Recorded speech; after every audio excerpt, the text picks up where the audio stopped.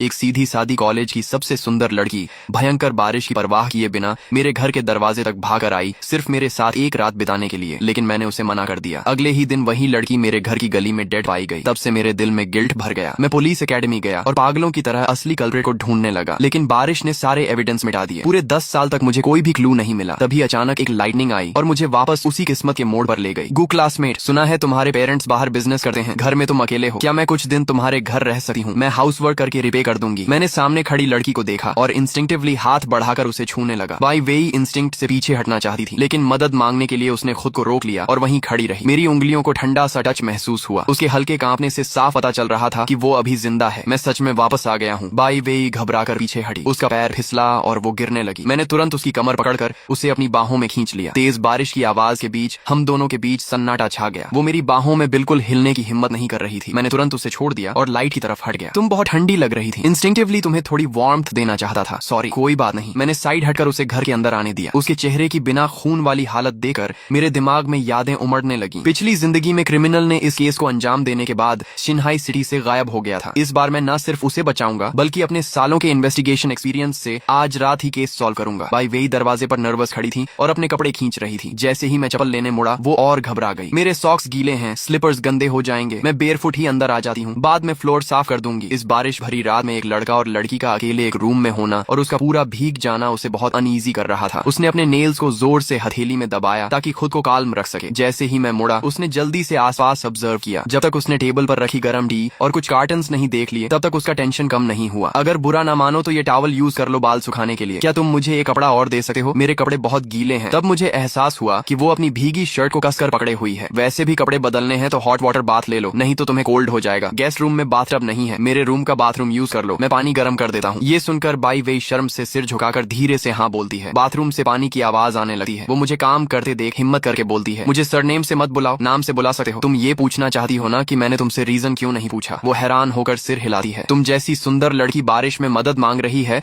तो जरूर कोई मजबूरी होगी। अगर तुम बताना नहीं चाहती तो पूछना रूड होगा। ये सुनकर उसकी आंखें लाल हो जाती हैं। मैं पानी चेक करता हूँ, फिर उसके पास जाकर दीवार पर हाथ रखकर उसे अपने बीच घेर लेता हूँ। मुझे तुमसे डर नहीं है, लेकिन तुम्हें डर नहीं लगता कि मैं कुछ गलत कर सकता हूँ? वो हल्की सी स्माइल के साथ कहती है, मुझे तुम पर ट्रस्ट है। उसके इस जवाब से मैं कुछ पल के लिए चुप हो जाता हूँ। फिर मुझे याद आता है कि आज रात मुझे जरूरी काम करना है। मैं पीछे हटकर कहता हूँ, जाकर नहा लो, ये कपड़े पहन लेना, तुम्हारे लिए ये ड्रेस की तरह काम करेंगे। वो थैंक्स कहकर बाथरूम चली जाती है। मैं किचन में जाकर जिंजर टी बनाने लगा हूँ। थोड़ी देर बाद वो लूज हुडी पहनकर बाहर आती है। उसके गाल भाप से लाल हो गए होते हैं। उसके घुटनों तक उसकी गोरी टांगे दिखाई दे रही थी। तुम्हारे लिए स्लीपर्स रख दिए हैं। वो गर्म मुलायम स्लीपर्स पहनकर थोड़ा कंफर्टेबल फील करती है। जैसे ही वो बाहर आती है उसे हनी जिंजर सूप की मीठी खुशबू आने लगती है। मैं मग लेकर उसके पास जाता हूँ और कहता हूँ, लो थोड़ा ginger soup P low. By वेई दोनों हाथों से मग पकड़कर धीरे धीरे पीने लगती है। मैं पूछता हूँ, क्या तुम्हारे लिए नूडल्स बना दूं? वो धीरे से कहती है, क्या इससे तुम्हें ट्रबल होगा? मैं मुस्कुरा कर कहता हूँ, अरे नहीं, बस कुछ मिनट्स लगेंगे, तुम्हारे लिए 2 एग्स भी डाल दूंगा। जैसे ही मैं उठने लगा हूँ तभी एक छोटा सा हाथ मेरा हाथ पकड़ लेता है। मुझे फ्राइड एग्स बनाना आता है, मैं भी हेल्प कर देती हूँ। किचन में पहुंचते ही मेरी फास्ट कटिंग देकर बाई वेई हैरान रह जाती है। कुछ ही देर में चॉपिंग बोर्ड पर टोमेटो और हैम के पीसेस परफेक्टली कट जाते हैं। बाई वेई छोटे स्टूल पर चढ़कर ऊपर रखे एग बॉक्स तक पहुंचने की कोशिश करती है। जैसे ही वो ऊपर स्ट्रेच करती है उसकी लूज हुडी हल्की सी ऊपर उठ जाती है। मेरी नजर अनजाने में उस तरफ चली जाती है और मेरा चेहरा तुरंत लाल हो जाता है। तभी बाई वेई को भी एहसास हो जाता है कि मेरी नजर अपनी तरफ महसूस की। वो घबराकर तुरंत अपनी ओवरसाइज्ड हुडी नीचे खींचने लगी, लेकिन छोटे स्टूल पर बैलेंस बिगड़ गया। मैं जल्दी से पीछे से उसे संभालने गया, मगर मेरा हाथ गलती से ऐसी जगह छू गया जहां नहीं छूना चाहिए था। उसका पूरा शरीर एकदम ढीला पड़ गया और वो सीधे मेरी बाहों में गिर पड़ी। उस पल सैंडलवुड और उसके बॉडी वॉश की सिट्रस खुशबू आपस में मिल गई। हम दोनों कुछ सेकंड के लिए बिल्कुल फ्रीज हो गए। तभी उबलते हुए सूप की आवाज ने उस अजीब सी खामोशी को तोड़ा। मैं तुरंत पीछे हटा और झट से उसके हाथ में स्ट्रेनर पकड़ा दिया। तुम नूडल्स हिलाओ, मैं एग्स निकालता हूँ। मुड़ते वक्त मैंने शीशे में अपने लाल बड़े कान देखे। इतने सालों बाद मुझे एहसास हुआ कि मुझे लड़कियों में इंटरेस्ट नहीं था। बस अब तक कोई ऐसी नहीं मिली थी जो मेरे दिल की धड़कनें ऐसे बढ़ा सके। बाई वेई भी शर्म से चेहरा झुकाए नूडल्स हिला रही थी। तेल के तड़कने की आवाज हमारे तेज धड़कते दिलों को छुपा रही थी। थोड़ी ही देर में टोमेटो नूडल सूप की खुशबू पूरे किचन में फैल गई। मैंने नूडल्स टेबल पर रखे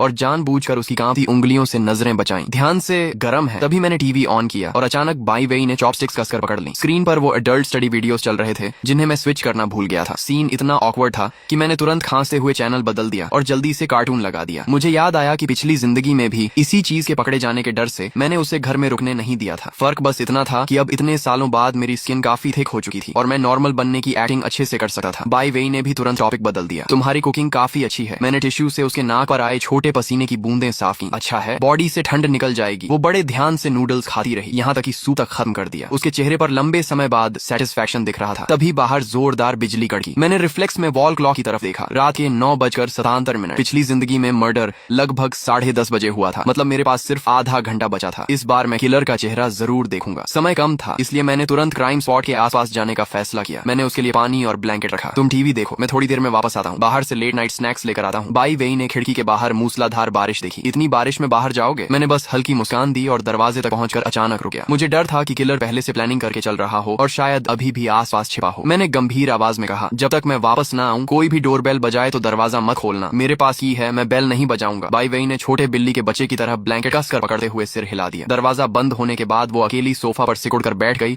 और चुपचाप मेरा इंतजार करने लगी। मैं अम्ब्रेला लेकर भारी बारिश में निकल पड़ा। रास्ते में मैंने फोन पर घर का सीसीटीवी खोला। स्क्रीन में बाई वेई सोफा पर चुपचाप टीवी देख रही थी। उसे सेफ देकर मैंने कदम तेज कर दिए। जैसे ही मैं कन्वीनियंस स्टोर के पास पहुंचा, अचानक गली से दर्द भरी कराह सुनाई दी। कूड़ेदान के पास कुछ गुंडे किसी लड़के को बेरहमी से पीट रहे थे और उससे पूछ रहे थे कि उसके पास क्या छिपा है। जमीन पर गिरा लड़का अपनी हल्की ग्रे हैंडकरचीफ को कसकर पकड़े था और उसके पास एक मेटल बॉक्स गिरा हुआ था। मैं उसे देखते ही पहचान गया। ये मेरे क्लास का अकेला रहने वाला स्टूडेंट ये जी था, जिसे अक्सर बुली किया जाता था। मेरी आवाज सुनते ही सारे गुंडों के चेहरे उतर गए। क्योंकि मेरे पेरेंट्स का शहर में काफी इन्फ्लुएंस था, वो लोग मुझसे डरते थे। मैंने अम्ब्रेला तक नीचे नहीं रखा और वो लोग डर कर भाग गए। अब गली में सिर्फ बारिश की आवाज बची थी। मैं ये जी के पास घुटनों के बल बैठ गया और उसके ऊपर अम्ब्रेला कर दिया। तुम ठीक हो? हॉस्पिटल चलना है? उसके हाथ पर 3 महीने पुराना जलने का निशान अभी भी था। मैंने उसे उठाने के लिए हाथ बढ़ाया, मगर वो शॉक की तरह पीछे हट गया। उसके मेटल बॉक्स से क्रेयॉन्स और आधा पैकेट कैट फूड कीचड़ में गिर गया। वो जल्दी से उन्हें उठाने लगा। उसके भीगे बालों के नीचे आंखों के किनारों पर आंसू चमक रहे थे। तभी मैंने उसके बाएं हाथ के नाखूनों में सूखे हुए गहरे भूरे दाग देखे, बिल्कुल सूखे खून जैसे। मैंने पूछा, इतनी बारिश में भी स्ट्रे कैट्स को खाना खिलाने निकले हो? ये जी ने धीमे से हाँ कहा और जोर जोर से खांसने लगा। उसका कमजोर शरीर बारिश में कांप रहा था। मैंने अपनी जैकेट उसके ऊपर डाल दी। अगर तुम बीमार पड़ गए तो तुम्हारे छोटे भाई का ध्यान कौन रखेगा? तभी अचानक मेरे दिमाग में पिछली जिंदगी की सीसीटीवी फुटेज चमकी। उस रात बाई वेई कन्वीनियंस स्टोर के बाहर कुछ देखकर ही उस गली की तरफ गई थी और अब ये जी को देखकर मुझे अचानक सब समझ आ गया। मुझे अचानक याद आया कि उस वक्त बाई वेई ने शायद ये चाई को कुछ गुंडों द्वारा परेशान होते हुए देखा था। मेरे दिमाग में पिछले जन्म की सारी डिटेल तेजी से घूमने लगी। अगर पिछले जन्म में बाई वेई कन्वीनियंस स्टोर से निकलकर ये सी को बचाने गई होगी तो उसका पूरी तरह भीगा हुआ अपीयरेंस उन गुंडों की बुलिंग को और खतरनाक हरासमेंट में बदल सकता था। मैंने पिछले जन्म के मंडे को ये सी के एक्सप्रेशन को याद करने की कोशिश की। उस समय उसकी चोटें आज से कहीं ज्यादा गंभीर थीं, लेकिन बाई वेई की मौत पर उसने ज्यादा रिएक्शन नहीं दिया था। इसका मतलब साफ था, पिछले जन्म में शायद वही उन गुंडों को रोकने के लिए जान लगाकर खड़ा रहा ताकि बाई वेई उनके साथ न जाए। अगर ऐसा था तो असली किलर वो तीनों नहीं थे, कोई और था। काफी देर तक लॉजिक जोड़ने के बाद मुझे एहसास हुआ कि उन 3 गुंडों पर शक करना गलत था, लेकिन फिर भी मुझे याद आया कि शायद उनके पास नाइफ हो सकती है। इसलिए उन्हें छोड़ देने पर मुझे तुरंत पछतावा हुआ। जहाँ तक घायल येसी की बात ही, पिछले जन्म में वो ठीक ठाक ग्रेजुएशन तक जिंदा रहा था, इसलिए फिलहाल मैंने उसे साइड में रखने का फैसला किया। मैंने उससे कहा, अगर तुम ठीक हो तो जल्दी घर चले जाओ। मैं मुड़कर जाने ही वाला था, तभी मेरी नजर उसकी टूटी हुई अम्ब्रेला पर पड़ी। मैंने बिना कुछ कहे अपनी ब्लैक अम्ब्रेला उसके हाथ में पकड़ा दी और कहा, अगर रास्ते में कुछ चाहिए तो इसी तरफ आ जाना। मुझे अभी कुछ काम है, इसलिए मैं तुम्हें छोड़ नहीं सका। ध्यान से जाना और जल्दी घर पहुंचना। उसके माना करने से पहले ही मैं तेज बारिश में गायब हो चुका था। बारिश इतनी तेज थी कि वो तीनों गुंडे ज्यादा दूर नहीं जा पाए थे। वो एक पुराने शेड के नीचे खड़े होकर मुझे लेकर गालियां देते हुए बात कर रहे थे कि क्या मेरे सिर पर बोरा डालकर मुझे सबक सिखाया जाए, लेकिन मेरे फैमिली बैकग्राउंड की वजह से उनमें हिम्मत नहीं हो रही थी। तभी अचानक मैं पूरी स्पीड से उनके सामने पहुंच गया। तीनों डर गए और उन्हें लगा मैं पैसे मांगने आया हूँ। वो तुरंत पीछे हटने लगे। मैंने मुस्कुराते हुए कहा, दोस्तों एक चीज चाहिए। वो सस्पिशियस होकर एक दूसरे को देखने लगे। मैंने शांत आवाज में कहा, पैसे नहीं, नाइफ चाहिए। तीनों वहीं फ्रीज हो गए, जैसे उन्हें मेरी बात समझ ही नहीं आई हो। मैंने हल्का सा हंसकर कहा, तुम लोग बाहर घूमते हो और अपने पास नाइफ भी नहीं रखते। मेरी प्रोवोक करने वाली बात काम कर गई। ग्रीन हेयर वाला लड़का तुरंत अपनी बटरफ्लाई नाइफ निकालकर स्टाइल मारने लगा। मैंने बस एक नजर डाली और समझ गया कि ये वो वेपन नहीं था जिसकी तलाश मुझे थी। फोरेंसिक रिपोर्ट में बताया गया था कि मर्डर वेपन का कट बहुत स्मूथ था, जबकि ये नाइफ बहुत फ्लैशी थी। मैंने कहा, मैं 100 युएन दूंगा अगर किसी के पास फ्रूट नाइफ जैसी कोई नाइफ हो। पैसे का नाम सुनते ही बाकी 2 गुंडे भी जल्दी से अपनी नाइफ्स निकाल लाए। एक के पास स्विस नाइफ थी और दूसरे के पास मिलिट्री फोल्डिंग हंटिंग नाइफ, लेकिन दोनों में से कोई भी वो वेपन नहीं थी जिसकी मुझे तलाश थी। मैंने कैजुअली कहा, नाइफ्स अच्छी हैं, लेकिन मेरे पास सिर्फ 100 युएन है, रहने दो। और उनके गुस्से भरे एक्सप्रेशंस को इग्नोर करके मैं दोबारा बारिश में निकल गया। अब ये साफ था कि उन तीनों के पास वो मर्डर वेपन नहीं थी, मतलब ये क्लू भी खत्म हो चुका था। मेरे अंदर फ्रस्ट्रेशन आग की तरह जलने लगी। सच कहूं तो सबसे आसान तरीका यही था कि मैं पिछले जन्म की तरह बाई वेई को रिजेक्ट कर देता और सीक्रेटली उसका पीछा करता। ऐसा करता तो शायद मैं उसी रात किलर को रंगे हाथ पकड़ लेता, लेकिन इस बार जब मैंने उसे जिंदा और सुरक्षित देखा तो मैं फिर से उसकी जान को खतरे में डालने की हिम्मत नहीं कर पाया, चाहे मुझे समुद्र में सुई ढूंढने जैसी मुश्किल इन्वेस्टिगेशन करनी पड़े। लेकिन मैं दोबारा उसकी जिंदगी पर रिस्क नहीं लेने वाला था। मैं वापस कन्वीनियंस स्टोर गया और एक नई अम्ब्रेला खरीदी। वहाँ के काइंड स्टाफ ने मुझे एक साफ टॉवल दिया ताकि मैं अपने बालों से पानी पोंछ सकूं। मैंने वाटरप्रूफ स्प्रे इस्तेमाल किया, फोन को वाटरप्रूफ बैग में रखा और फिर पिछले जन्म में बाईवे के चलने के अंदाज और स्पीड को याद करते हुए उसी तरह बारिश में निकल पड़ा। मैं उसी डूम्ड क्राइम सीन की तरफ बढ़ रहा था जहाँ सब कुछ शुरू हुआ था। जैसे ही मैं बारिश में घुसा, तेज हवा ने अम्ब्रेला लगभग तोड़ दी। कीचड़, बारिश और टूटे हुए ग्लास पर कदम रखते हुए मैं आखिर उस जगह पहुंच गया जो सीसीटीवी कैमरास के ब्लाइंड स्पॉट की शुरुआत थी। वही जगह जिसे पिछले जन्म की फोरेंसिक रिपोर्ट में बार बार क्राइम सीन बताया गया था। मेरी वाटरप्रूफ वॉच की लाइट धीरे धीरे चमक रही थी। वाटरप्रूफ घड़ी की हल्की रोशनी में समय 22 या 17 दिख रहा था। तभी अचानक तेज हवा चली और मेरी छतरी सीधा उलट गई। मैंने गुस्से में छतरी फेंक दी और बर्फ जैसी ठंडी बारिश को अपने ऊपर गिरने दिया। तभी मेरे फोन ने वाटरप्रूफ कवर के अंदर कंपन किया। मैं भीगी हुई ईंटों की दीवार से टिकर घर का सीसीटीवी खोलता हूँ। गर्म पीली रोशनी वाले कमरे में बाईवे सोफे के कोने में सिकुड़ कर बैठी थी। उसके पैर बेचैनी से हिल रहे थे और उसकी नजर बार बार दरवाजे पर जा रही थी। उसकी आंखों में उम्मीद भी थी और हल्की चिंता भी। मैंने धीरे से कहा, बस थोड़ा और इंतजार करो, घबराना मत। समय धीरे धीरे 22-29 तक पहुंच गया। तभी सामने से अचानक किसी धातु के टकराने की आवाज आई। मैं तुरंत सतर्क होकर उस तरफ बढ़ा, लेकिन वहां पहुंचकर मैं एक जाने पहचाने इंसान को देखकर रुक गया। वह थी जांग यान, शिंघाई नंबर 2 कॉलेज की बदनाम लेकिन मशहूर लड़की। इस वक्त वो एक टूटे हुए अवैध शेड के नीचे बैठी थी और हाथ में पकड़ी फ्रूट नाइफ से सेब छील रही थी। उसने मुझे देखते ही कहा, अरे ओल्ड गू, इतनी रात और इतनी बारिश में यहाँ क्या कर रहे हो? मैंने शांत आवाज में कहा, कुछ काम था, छतरी हवा में टूट गई, तुम यहाँ क्या कर रही हो? जांग यान ने नाइफ की नोक से बैग में पड़े सिकुड़े हुए सेब को उठाया और हल्की हंसी के साथ बोली, माँ के लिए फल लेकर गई थी, लेकिन उन्होंने मुझे वापस भगा दिया। मैं जानता था कि उसका स्कूल बुली वाला नाम सिर्फ लोगों को डराने के लिए था। असल में उसका परिवार बेहद गरीब था और उसकी माँ गंभीर किडनी डिजीज से जूझ रही थी। उसके बारिश वाले जूतों पर हॉस्पिटल कॉरिडोर में इस्तेमाल होने वाला एंटी स्लिप पाउडर लगा हुआ था और उसके शरीर से आईसीयू डिसइंफेक्टेंट जैसी स्मेल आ रही थी। लेकिन मेरी नजर सिर्फ उसके हाथ में पकड़ी उस फ्रूट नाइफ पर टिकी हुई थी। उस नाइफ की शेप और साइज बिल्कुल वही थी जो बाईवे मर्डर केस की फोरेंसिक रिपोर्ट में लिखी गई थी। जांग यान ने मुझे देखकर कहा, अरे वहाँ क्यों खड़े हो, इधर आ जाओ, मेरा घर पास में है, तुम्हें छतरी दे दूंगी। मैं जैसे ही शेड के अंदर पहुंचा तभी उसका फोन अचानक तेजी से बज उठा। फोन के दूसरी तरफ नर्स घबराई हुई आवाज में चिल्ला रही थी कि उसकी माँ का ऑक्सीजन लेवल अचानक गिर गया है। जांग यान का चेहरा तुरंत सफेद पड़ गया। उसके हाथ से फ्रूट नाइफ छपा की आवाज के साथ पानी में गिर गई। वो बिना कुछ बोले पागलों की तरह बारिश में भाग गई। मैं झुककर उस नाइफ को कीचड़ से उठाता हूँ। ठंडी धातु का एहसास हाथों में उतर गया। ध्यान से जांचने के बाद मैं पूरी तरह कंफर्म हो गया, यही वही नाइफ थी, वही हथियार जिसने पिछले जन्म में बाईवे की जान ली थी। अगर जांग यान ने इसे अनजाने में यहाँ गिराया था तो असली किलर अगले आधे घंटे में यहाँ जरूर आने वाला था। मैंने गहरी सांस ली और नाइफ को वापस वहीं फेंक दिया। फिर कई सालों के क्रिमिनल इन्वेस्टिगेशन एक्सपीरियंस के भरोसे अंधेरे में छिपकर इंतजार करने लगा। बारिश लगातार बरस रही थी। 22-35 पर शराब की बदबू से भरा एक लड़खड़ाता होमलेस आदमी शेड के अंदर घुसा। उसने गलती से एक कैन को लात मार दी और उसके कीचड़ भरे जूते नाइफ के हैंडल से रगड़ खाते हुए निकल गए, जिससे नाइफ और अंदर फंस गई। फिर वो आधी शराब की बोतल लेकर लड़खड़ाता हुआ चला गया। 22-7 पर एक डिलीवरी बॉय तेज ब्रेक लगाते हुए फिसल गया। गिरते समय उसका पैर नाइफ से टकरा गया। वो गालियां देता हुआ उठा और गुस्से में नाइफ को लात मारकर नाले की दरार में धकेल दिया। कुछ ही सेकंड में कीचड़ और गंदे पानी ने पूरी नाइफ को ढक लिया। समय 22 से 55 हो चुका था। अब उस नाइफ को किसी का अचानक देख पाना लगभग नामुमकिन था। बाईवे की मौत के अनुमानित समय में बस कुछ ही मिनट बाकी थे। तभी अचानक काली रेनकोट और मास्क पहने एक परछाई अंधेरे से उभरी। वह झुकी हुई चाल से धीरे धीरे उस जगह तक पहुंचा जहां नाइफ छिपी थी और नीचे बैठ गया। मेरा पूरा शरीर एकदम दन गया। जैसे ही उसने नाइफ पकड़ने के लिए हाथ बढ़ाया, उसकी कलाई पर बनी बड़ी सल्फर एसिड बर्न स्कार साफ दिखाई दी। मैं तुरंत अंधेरे से बाहर निकल आया। हल्की रोशनी में जब मैंने रेनकोट के नीचे का चेहरा देखा तो मेरे होश उड़ गए। वो शिंघाई नंबर 2 कॉलेज का सबसे सम्मानित इंसान, केमिस्ट्री टीचर ली मिंग युआन था। मेरे अंदर तूफान उठ गया। 3 महीने पहले उसने लेबोरेटरी में लड़ रहे स्टूडेंट्स को बचाते हुए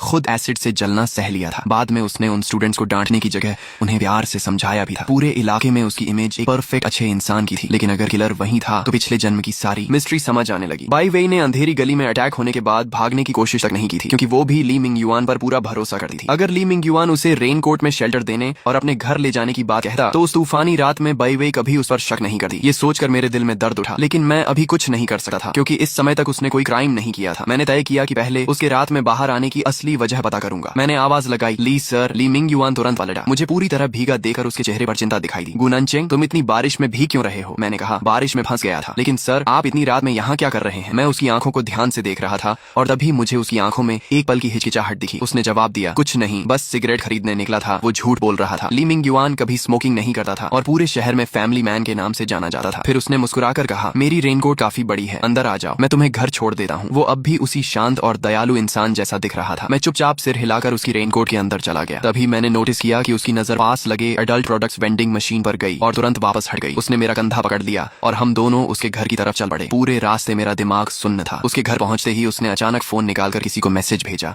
और फिर जल्दी से फोन रख लिया। लगा है मैं चाबी लाना भूल गया। लेकिन मुझे साफ महसूस हुआ था कि उसकी कमर पर चाबी टंगी हुई थी। ये उस रात का उसका दूसरा झूठ था। मेरे मन का शक और बढ़ गया। कुछ देर बाद दरवाजा खुला। सामने उसकी पत्नी शनचिंग खड़ी थी, जो उसी कॉलेज में केमिस्ट्री टीचर थी। उसने पतला सिल्क रो पहना हुआ था, जिसकी बेल्ट ढीली थी और उसका चेहरा हल्का लाल था। घर के अंदर से गर्म रोशनी बाहर आ रही थी। मैंने देखा कि टेबल पर आधी गिरी हुई वाइन बॉटल, जलती हुई सेंटेड कैंडल्स और बिखरी हुई रोज पेटल्स पड़ी थी और पूरे कमरे में एक अजीब सा माहौल फैला हुआ था। जलती हुई सेंटेड कैंडल्स और फर्श पर बिखरी रोज पेटल्स, कमरे की हवा में अब भी अधूरी रोमांटिक वार्मथ बाकी थी। उसी पल मेरे दिमाग में जैसे बिजली कौंध गई। सारी बिखरी हुई क्लूज अचानक एक सीधी लाइन में जुड़ गईं। आज रात ली मिंग युआन अपनी पत्नी के साथ रोमांटिक टाइम बिताने वाला था, लेकिन घर में एडल्ट प्रोडक्ट्स खत्म हो गए थे, इसलिए वो तूफानी बारिश में बाहर निकला था। रास्ते में अपनी आदत के मुताबिक उसने ब्लॉक्ड ड्रेनेज साफ करने की कोशिश की और तभी उसे वो फ्रूट नाइफ मिली। फिर संयोग से उसकी मुलाकात मुझसे हो गई। मुझे उस हालत में देखकर वो मुझे अकेला छोड़ना नहीं चाहता था, इसलिए अपने साथ घर ले आया। और अभी थोड़ी देर पहले चाबी भूल गया वाला झूठ सिर्फ इसलिए था ताकि उसकी पत्नी जल्दी से अपने रिवीलिंग क्लोथ्स बदल सके। उस पल उसकी सारी अजीब हरकतों का जवाब मुझे मिल गया। शनचिंग ने चिंतित होकर कहा, इतना भी कैसे गए? जल्दी ये टॉवल लो। मैंने टॉवल लेते हुए कहा, थैंक्स शिमू, मैं बाल सुखा रहा था। लेकिन मेरे मन की शंका अब और भी गहरी कंफ्यूजन में बदल चुकी थी। अगर ली मिंग युआन सच में वही दयालु इंसान था, अगर उसकी पत्नी सच में उसका इंतजार कर रही थी, तो क्या ऐसा आदमी सच में किसी फीमेल स्टूडेंट को मरने के लिए छोड़ सकता था? तभी शनचिंग की नजर ली मिंग युआन के हाथ में पकड़ी गंदी नाइफ पर गई। उसने हैरानी से पूछा, ये नाइफ कहाँ से मिली? इतनी गंदी क्यों है? ली मिंग युआन ने कैजुअली जवाब दिया, ड्रेनेज के पास पड़ी थी, काफी गार्बेज अटका हुआ था। फिर रास्ते में गुनानचंग मिल गया तो फेंकना भूल गया। इतना कहकर वो नाइफ को डस्टबिन में डालने लगा। लेकिन तभी मुझे अचानक कुछ अजीब महसूस हुआ। मैंने तुरंत कहा, एक मिनट ली सर, ये नाइफ मुझे दिखाइए। ली मिंग युआन ने बिना सोचे नाइफ को उल्टा घुमाकर मुझे हैंडल की तरफ से पकड़ाया और ब्लेड अपनी तरफ रखा। उसका ये छोटा सा अनकॉन्शियस एक्शन फिर साबित कर रहा था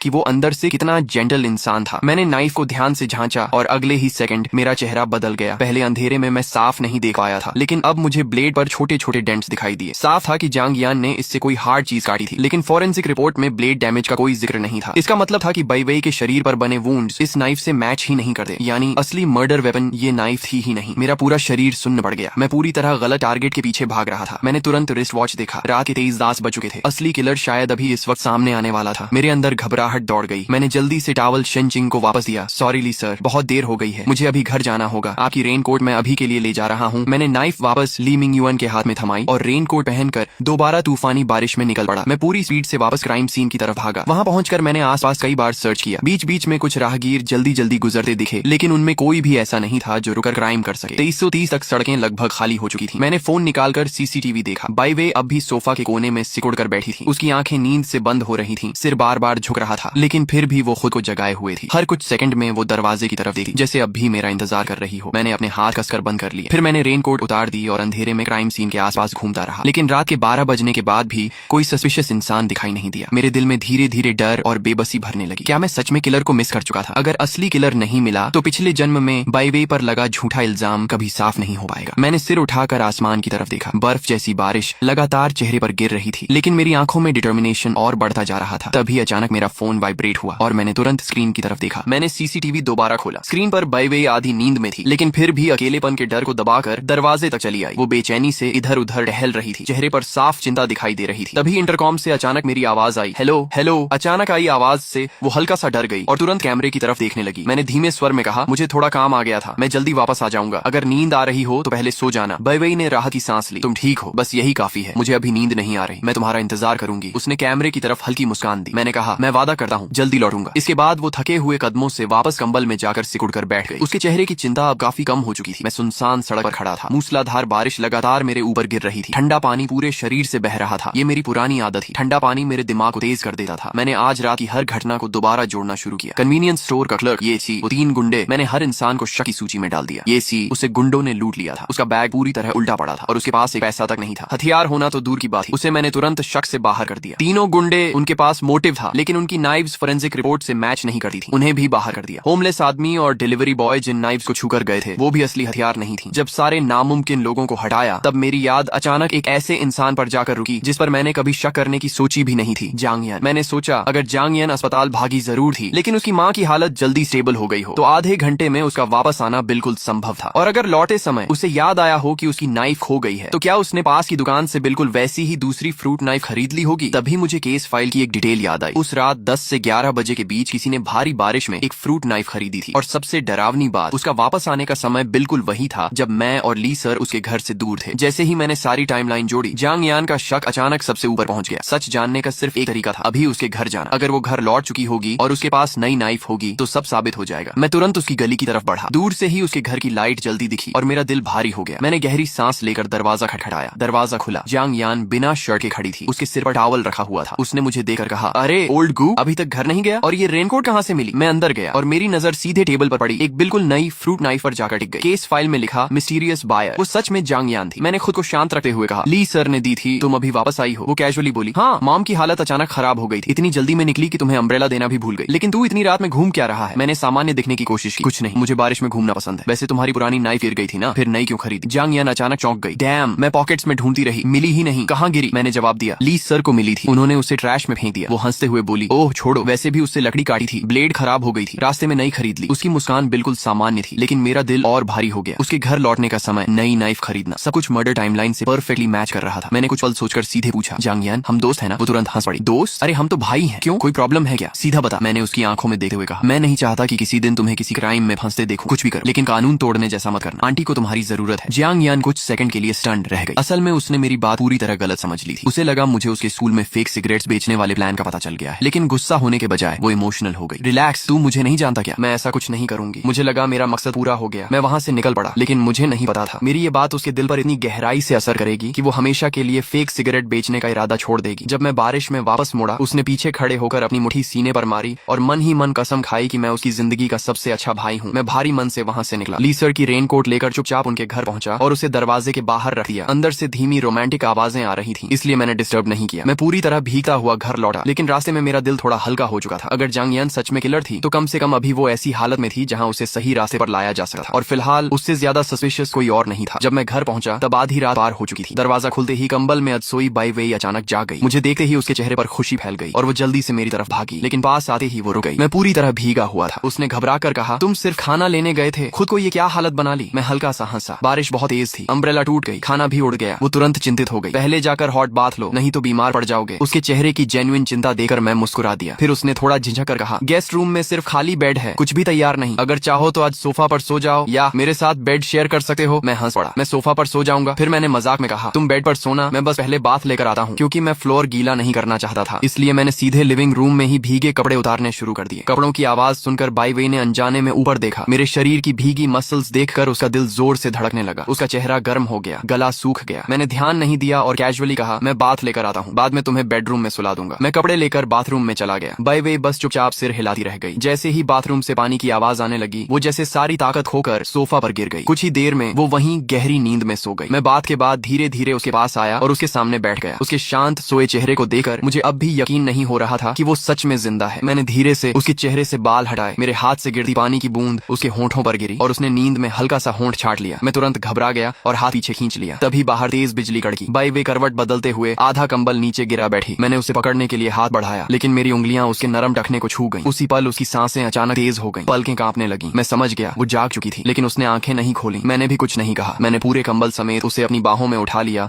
और बेडरूम की तरफ चल पड़ा। मेरी बाहों में आते ही उसका शरीर और टेंस हो गया। मैंने उसे धीरे से बेड पर रखा, कंबल हटाकर अपनी ब्लैंकेट उसके ऊपर डाल दी। फिर मैं उसके कान के पास झुककर धीरे से बोला, गुड नाइट। मेरी गर्म सांस उसके कान से टकराई तो उसने हल्का सा गर्दन सिकोड़ ली। मैं मुस्कुराया और कमरे से बाहर निकल गया। दरवाजा बंद होते ही बाई वेई ने अंधेरे में धीरे से आंखें खोल दी। असल में लिविंग रूम से बेडरूम तक के उन कुछ कदमों में उसका दिमाग पूरी तरह ब्लैंक हो चुका था। वो इतनी नर्वस थी कि उसे लगा कुछ और होगा, लेकिन आखिर में उसे सिर्फ एक नरम गुड नाइट मिला। उसने ब्लैंकेट को पकड़कर अपने चेहरे तक खींच लिया। ब्लैंकेट पर अभी भी मेरे बॉडी वॉश की हल्की खुशबू थी। उस रात पहली बार वो सिकुड़कर नहीं सोई, बल्कि पूरे आराम से ब्लैंकेट में लिपटकर गहरी नींद में सो गई। अगली सुबह पूरी रात चली बारिश आखिरकार धीमी पड़ चुकी थी। अच्छी नींद लेने के बाद बाई वेई सुबह जल्दी उठ गई और उसने पिछली रात सुखाए गए कपड़े पहन लिए। अपने किए हुए वादे को निभाने के लिए वह खुद ही पूरे मन से मेरा कमरा साफ करने लगी और थोड़ी ही देर में उसने बेडरूम को बिल्कुल चमका दिया। लेकिन जैसे ही वह धीरे धीरे कमरे से बाहर निकली, वह अचानक वहीं जम गई। पिछली रात मैं इतना थक चुका था कि नीचे सिर्फ एक तौलिया लपेटकर और कंबल ओढ़कर ही सोफे पर सो गया था, लेकिन अब वह तौलिया जाने कब नीचे गिर चुका था। मैं उसकी तरफ पीठ किए सो रहा था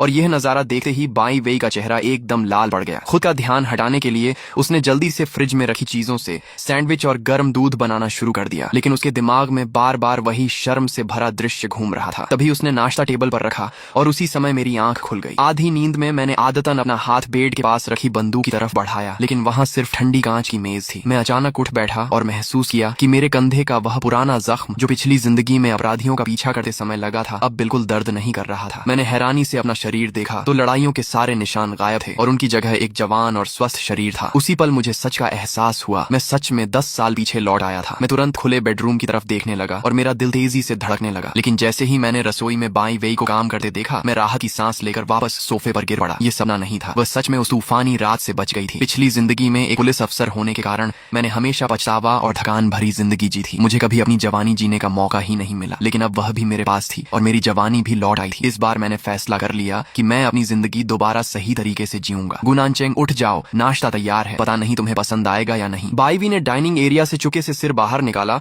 और नरम आवाज में मुझे पुकारा। मैं उठकर बैठ गया और हवा में तैर रही ताजा ब्रेड और गर्म दूध की खुशबू को महसूस करते हुए बोला, अभी आया। मैं टेबल तक पहुंचा तो देखा वह चुपचाप वहीं बैठी मेरा इंतजार कर रही थी। मैंने मुस्कुराकर कहा, अगली बार मेरा इंतजार मत करना, पहले खा लिया करो। उसने हल्के से सिर हिलाया, कोई बात नहीं, वैसे भी तुम्हारे खाने के बाद साथ में बर्तन धोने होते हैं, पहले चखो, पसंद आया या नहीं। अगर कुछ बदलना हो तो अगली बार वैसा ही बनाऊंगी। मैंने एक और लिया और हंस पड़ा, तुम्हारे हाथ का खाना तो स्कूल की पिछली गली में दुकान खोल सका है, मैं कैशियर बन जाऊंगा, तुम शेफ। फिर मजाक में बोला, पहले मैं अकेला रहता था तो काफी एक्टिव था, लेकिन तुम्हारे साथ रहते रहते कहीं आलसी न बन जाऊं। बाईवी ने दोनों हाथों से चेहरा थाम लिया और उसकी मुस्कान और भी चमक उठी। गर्म अंडे और पिघले चीज का स्वाद उम्मीद से कहीं बेहतर था। मैंने नैपकिन उठाकर उसके नाक पर लगा तेल हल्के से साफ किया। इतना करते ही उसके कान तक लाल हो गए और वह शर्माकर सिर झुकाकर दूध हिलाने लगी। नाश्ता खत्म होने के बाद मैं प्लेटें उठाने लगा, तभी उसका हाथ मेरे हाथ से टकराया। उसका हाथ बेहद नरम था लेकिन बर्फ जैसा ठंडा। उसने जिद करके सारे घर का काम अपने ऊपर ले लिया और कुछ ही देर में पूरा किचन चमका दिया। बाहर निकलते ही वह फिर इधर उधर देखने लगी जैसे कोई और काम ढूंढ रही हो। मैंने तुरंत उसका हाथ पकड़कर उसे सोफे पर बैठा दिया। तुम ठीक नहीं लग रही हो, अगले 2 दिन कोई काम नहीं, मैं घर का मालिक हूँ, मेरी बात मानो और आराम करो, नहीं तो बाहर निकाल दूंगा। मेरी बात सुनकर वह सचमुच डर गई और चुपचाप सिर हिला दिया। फिर मैंने कहा, थोड़ी देर बाद मेरे साथ मार्केट चलना, तुम्हारे लिए कुछ नए कपड़े खरीदेंगे, मैं घर जाकर अपने कपड़े ले आऊंगी। घर का नाम सुनते ही उसके चेहरे पर अजीब सी झिझक आ गई। मैंने तुरंत कहा, जरूरत नहीं, नए खरीद लेंगे, पैसे नहीं है तो फिलहाल मेरी तरफ से समझो, बाद में ब्याज समेत काम करके चुका देना, अगर पूरा नहीं चुकाया तो मैं तुम्हें जाने नहीं दूंगा। वह समझ गई कि मैं उसे रोकना चाहता हूँ। उसके दिल में हल्की गर्माहट दौड़ गई और उसने धीमे से मुस्कुराकर हामी भर दी। रास्ते में मैंने पूछा, तुम आमतौर पर कपड़े कहाँ से खरीदी हो? उसने धीरे से जवाब दिया, स्कूल के पीछे वाली सेकंड हैंड दुकान से 50 युआन में पूरा सेट मिल जाता है, लेकिन मैं उन्हें अच्छे से साफ करती हूँ, हर बार उबाल कर धूप में सुखाती हूँ। उसकी आवाज में झिझक थी, जैसे डर हो कि मैं उसे नीचा समझूंगा। तभी मुझे एक जगह याद आई। मैंने उसका हाथ पकड़ा और उसे मोड़ के पास एक बड़े शीशे वाली दुकान तक ले गया। अंदर एक पुरानी दर्जी की दुकान थी जहाँ घंटियों की आवाज और धीमा संगीत मिलकर अजीब सी सुकून भरी हवा बना रहे थे। महंगे कपड़ों को देखकर बाईवी ने घबराकर मेरी बांह पकड़ ली। ये जगह बहुत महंगी लग रही है, मैंने मुस्कुराकर कहा। दुकान वाली मेरी माँ की पुरानी दोस्त है, स्टूडेंट्स के लिए खास डिस्काउंट देती है, टेंशन मत लो। अंदर जाते ही कपड़ों और इस्त्री की खुशबू फैल गई। काउंटर के पीछे बैठी शूई ने हमारी तरफ देखा, फिर हमारे जुड़े हाथों पर नजर डालकर मुस्कुरा उठी। अरे वाह, कितनी प्यारी लड़की है। नानचेंग, गर्लफ्रेंड को कपड़े दिलाने लाए हो क्या? इतना सुनते ही बाईवी के कान लाल हो गए। मैंने उसकी घबराहट समझकर धीरे से हाथ छोड़ दिया और कहा, शूई, इसके लिए मौसम बदलने वाले कुछ आरामदायक कपड़े दिखा दो, कॉटन वाले अच्छे रहेंगे। शूई मुस्कुराते हुए उसे पर्दे के पीछे ले गई। पर्दा पूरी तरह ढक नहीं रहा था, इसलिए बाईवी बार बार झेप कर खुद को छिपाने की कोशिश कर रही थी। मैं खिड़की के पास बैठकर कैटलॉग देखने लगा। तभी अंदर से उसकी धीमी सी शर्माई आवाज सुनाई दी, वो लेस वाला सच में उसकी जरूरत नहीं। शूई हंसते हुए बोली, औरतों को सबसे पहले खुद को खुश करना चाहिए, अंदर पहने जाने वाले कपड़े बस वही होने चाहिए जो खुद को पसंद हो। ये वाला पहनोगी तो नानचेंग उस पर से नजर ही नहीं हटा पाएगा, तुम्हें भी पसंद आएगा और उसे भी, दोनों का फायदा। बाईवी कई बार कहना चाहती थी कि उनका रिश्ता वैसा नहीं है, लेकिन हर बार शब्द उसके होंठों तक आकर रुक जाते। आखिर में वह बस शर्म से लाल चेहरा लिए चुपचाप सिर झुका गई। अंदर के कपड़े चुनने के बाद शूई फिर कई सेट कपड़े लेकर पर्दे के पीछे चली गई। उधर कपड़ों की सरसराहट सुनकर मेरे दिमाग में उसकी अलग अलग तस्वीरें घूमने लगीं और गर्दन तक गर्मी चढ़ गई। तभी पर्दा अचानक खुला। अजीब तो नहीं लग रहा? बाईवी ने स्कर्ट पकड़कर हल्का सा घूमते हुए पूछा। हल्की धूप में पतली कॉटन की ड्रेस उसके चारों तरफ ऐसे लहरा रही थी जैसे कोई सफेद फूल खिल गया हो। मैं कुछ पल उसे बस देखता ही रह गया, फिर उठकर उसके कॉलर की तरफ हाथ बढ़ाया। दूसरा बटन गलत लगाया है। मेरी उंगलियां गलती से उसकी गर्दन को छू गई। वह हल्का सा कांप गई और मैं भी झट से हाथ पीछे खींचकर पास रखी स्ट्रॉ हैट उसके सिर पर रखी। उसकी आंखों में घबराहट और शर्म दोनों साफ दिख रहे थे। शूई हंस पड़ी, लगता है तुम दोनों को ये काफी पसंद आया, चलो अब ये वाला ट्राई करो। पर्दा फिर खुला। इस बार पतली सफेद ड्रेस सुबह की रोशनी में उसके नाजुक शरीर को और खूबसूरत बना रही थी। मैं कुछ सेकंड तक नजरें ही नहीं हटा पाया। शूई का सिलेक्शन कमाल का था, हर कपड़ा उस पर बिल्कुल फिट बैठ रहा था। लेकिन जब उसने और कपड़े निकालने शुरू किए तो मैंने जल्दी से रोक दिया। बस करो शूई, मेरी कार्ड लिमिट खत्म हो जाएगी। वह हंसते हुए बोली, डर किस बात का, बाद में तेरी माँ से पैसे ले लूंगी, बहू पर खर्च करके वो खुद खुश होंगी। मुझे तो लगा तुम दोनों का रिश्ता काफी आगे बढ़ चुका है। मैं बस मजबूरी में मुस्कुरा दिया और उससे बार बार ये बात किसी को न बताने की विनती करने लगा। आखिर में उसने दोस्ती वाला भारी डिस्काउंट दे दिया। बिल बनाते समय उसने अंदर वाले कपड़ों का पैकेट अलग रखते हुए धीरे से मेरे कान में कहा, तुम्हारी गर्लफ्रेंड की फिगर मैंने अच्छे से देख ली है। मैं खांस पड़ा और लाल कानों के साथ जल्दी से कार्ड आगे बढ़ा दिया। तभी मेरी नजर बाईवी पर गई, जो दुकान के कोने में रखी लेस वाली नाइट ड्रेस को चुपचाप देख रही थी। सुबह की धूप में उसका चेहरा इतना शांत और खूबसूरत लग रहा था कि अचानक पिछली जिंदगी की वो बारिश वाली रात याद आ गई। वही ठंडी तस्वीर जिसमें उसकी जान जा चुकी थी। मैंने मुठियाओं भींच ली और मन ही मन कसम खाई कि इस बार चाहे कुछ भी हो जाए, मैं उसके इस मुस्कुराते चेहरे को टूटने नहीं दूंगा। कपड़ों की खरीदारी खत्म होने होने के बाद अब सिर्फ बिस्तर का सामान लेना बाकी था। मैं बैग उठाकर आगे चल रहा था और बाईं भी पीछे पीछे धीमे कदमों से मुझे देख रही थी। बैग में रखी हल्की हरी लेस हवा में हिल रही थी। मैंने पीछे मुड़कर कहा, चलो अब चौथी मंजिल पर चलते हैं, जो पसंद आए वही ले लेना, आखिर इस्तेमाल तुम्हें ही करना है। उस पल हम बिल्कुल किसी छोटे कपल की तरह लग रहे थे। बिस्तर वाले सेक्शन में हल्की पीली रोशनी फैली हुई थी। मैं ट्रॉली धकेलते हुए उसके पीछे चल रहा था और उसे चादरें व तकिए चुनते देख मेरे मन में अजीब सी नई जिंदगी वाली भावना उठ रही थी। उसने एक रजाई की कीमत देकर धीरे से पूछा, ये बहुत महंगी नहीं है? मैंने तुरंत एक सिल्क कंबल उठाकर उसकी बाहों में रख दिया। पहले पसंद तो करो। लेकिन जैसे ही मैं दूसरी तरफ देखने लगा, उसने चुके से वो महंगा कंबल वापस रख दिया और सस्ता हरा वाला उठा लिया। इसका कपड़ा भी अच्छा है। मैं समझ गया कि वो सिर्फ कीमत देकर पीछे हट रही है। मैंने उसके माथे पर हल्की चपत लगाई। अच्छा, बिस्तर नींद के लिए जरूरी होता है और वैसे भी आगे तुम गेस्ट रूम में नहीं सोओगी, बाद में ये सब मेहमानों के काम आ जाएगा, इसलिए अच्छा वाला लेना ठीक है। मेरे इस वाक्य में छिपा मतलब सुनकर वह कुछ पल के लिए चुप रह गई। तभी मैंने उसे पास खींचते हुए कहा, आओ ये वाला मैट्रेस ट्राई करो। बिना उसे संभलने का मौका दिए मैंने उसे मुलायम बिस्तर पर बैठा दिया और पीछे तकिया लगा दिया। मेरा हाथ हल्के से उसकी कमर के पास छू गया। मुलायम बिस्तर में बैठी बाईवी का चेहरा गुलाबी हो गया और उसे लगा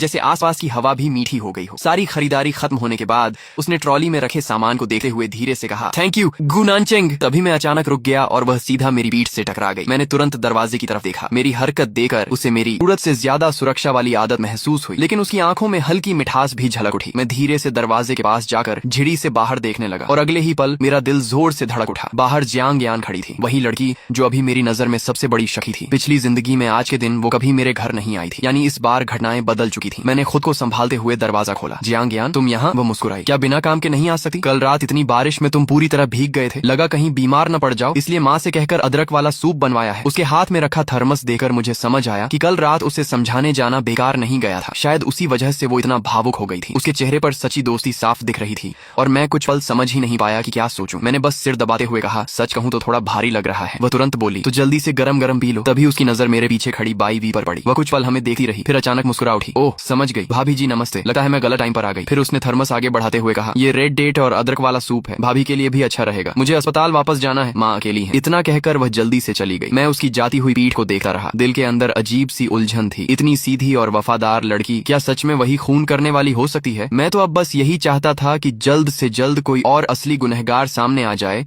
और उसके ऊपर से शक हट जाए। बाईवी भी दरवाजे की तरफ देखते हुए बोली, सब कहते हैं वो स्कूल की सबसे खराब लड़की है, लेकिन वो तो बिल्कुल वैसी नहीं लगी। मैंने थर्मस खोलते हुए जवाब दिया, हर इंसान वैसा नहीं होता जैसा बाहर से दिखता है, उसके पास भी अपनी मजबूरियां हैं। अंदर से अदरक और खजूर की तेज खुशबू उठी। मैंने 2 कटोरे भरे और एक उसके हाथ में दे दिया। तुम भी कल रात काफी भीगी थी, चेहरा भी कमजोर लग रहा है, थोड़ा ज्यादा पीना। गर्म सूप गले से उतरते ही पूरे शरीर में गर्मी फैल गई। बाईवी धीरे से बोली, मैं हमेशा लोगों से उसकी बुराई ही सुनती थी, पर वो तो काफी अच्छी लगी। मैंने धीमे स्वर में कहा, हालात इंसान को बदल देते हैं, वरना वो ऐसी नहीं बनती। हालात, ये शब्द सुनते ही बाईवी की आंखें हल्की उदास हो गईं, जैसे उसके अपने पुराने घाव छू गए हों। मैंने उसकी तरफ देखते हुए कहा, अब से बार बार थैंक यू मत कहा करो, शब्दों से ज्यादा काम मायने रखते हैं। जब तक तुम मेरा एहसान चुका नहीं देती, तुम्हें कुछ नहीं होने दूंगा। वह हल्का सा शर्मा गई, लेकिन फिर भी चुपचाप सिर हिला दिया। सामान की डिलीवरी का पता देकर हम वापस घर की तरफ चल पड़े। रास्ते में एक दुकान से मीठी खुशबू आ रही थी, तो मैंने गर्म चावल की केक खरीद ली। उसे ठंडा करके उसके होंठों तक ले गया। उसने एक छोटा सा कौर लिया और मीठी चाशनी उसके होंठों पर लग गई। मैंने अंगूठे से हल्के से साफ करते हुए पूछा, कैसा है? वो मुस्कुराई, बहुत मीठा और बहुत अच्छा। मैंने हंसकर कहा, अगली बार तुम्हें फूड स्ट्रीट ले जाऊंगा, वहाँ इससे भी ज्यादा स्वादिष्ट चीजें मिलती हैं। मेरी बातें सुनते हुए वो चुपचाप मेरी पीठ को देखती रही और मुझे बिल्कुल अंदाजा नहीं था कि उसके दिल में मेरे लिए क्या क्या बदलने लगा था। उसके दिल में आज भी बचपन में पार्क में किया गया हमारा वो वादा बसा हुआ था। जब हम रोजमर्रा का सामान खरीदकर घर लौटे, तब तक नया बिस्तर भी आ चुका था। मैं गेस्ट रूम के फर्श पर घुटनों के बल बैठकर बेडशीट लगा रहा था, जबकि बाईवी नए तकिए को सीने से लगाए पास खड़ी थी। उसने धीरे से कहा, ये मैं कर देती हूँ। मैंने हंसते हुए जवाब दिया, नहीं रहने दो, मुझे डर है कहीं तुम खुद को ही रजाई में सिल ना लो। इतना कहकर मैंने नई चांद जैसी सफेद चादर झटके से खोली और मजाक में उसके सिर पर डाल दी। फिर मुस्कुराकर बोला, अब ये पूरा कमरा, ये पूरा घर तुम्हारा है, जब तक तुम्हारा मन करे यहाँ रह सकती हो। मेरी ये साधारण सी बात सीधे उसके दिल में उतर गई। वह अचानक पलटकर दूसरी तरफ देखने लगी। मैंने महसूस किया कि कमरे की हवा जैसे बदल गई हो। उसके कंधे हल्के हल्के कांप रहे थे। वह रो रही थी। शायद पहली बार उसे सच में किसी घर जैसा एहसास मिला था। माहौल हल्का करने के लिए मैंने जानबूझकर मजाक किया, इतनी जल्दी इमोशनल मत हो, किराया तो मैं फिर भी लूंगा, रहना फ्री नहीं है, सोच लो ये कर्ज कैसे चुकाओगी। मेरी बात सुनकर बाईवी ने आंखों के किनारे पहुंचे, फिर मेरी तरफ मुड़ी। उसकी आंखें हल्की लाल थीं, लेकिन चेहरे पर बेहद चमकदार और दिल से निकली मुस्कान थी। मैं अभी उसे ठीक से सेट करके खुद सोफे पर थोड़ा आराम करने ही वाला था कि अचानक डोरबेल जोर से बज उठी। बाईवी डरकर तुरंत एक कदम पीछे हट गई। पिछले जन्म की उस दर्दनाक घटना के बाद मेरी नसें हमेशा तनी रहती थी। मैं जरा भी लापरवाह होने की हिम्मत नहीं कर सकता था। मुझे डर था कि कहीं दरवाजे के बाहर वहीं छिपा हुआ कातिल न हो। मैं झटके से उठा और तुरंत बाईवी को अपने पीछे छुपाकर दरवाजे की तरफ देखने लगा। फिलहाल कहानी यहीं तक, लेकिन आगे जो सच सामने आने वाला है वो सब कुछ बदल देगा। अगर इस वीडियो पर 10K लाइक्स आए तो अगला पार्ट आज ही अपलोड होगा और यकीन मानो आगे का ट्विस्ट दिमाग हिला देगा।